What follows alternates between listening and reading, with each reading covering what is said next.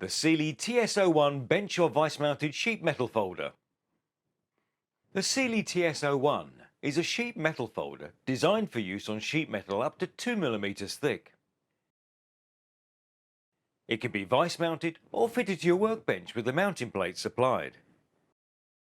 It's capable of bending 2 mm sheet metal of a limited length up to and beyond a 90-degree angle, but its unique patented endless design and removable folding plate allows you to fold, channel and offset any length of sheet metal up to 1 mm thick.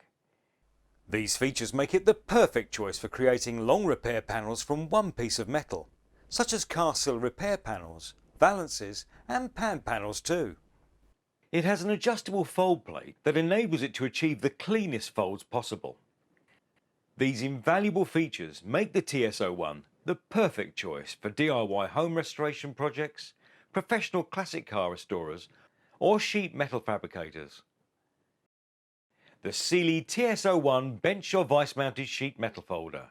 Another excellent tool from the extensive Sealey range.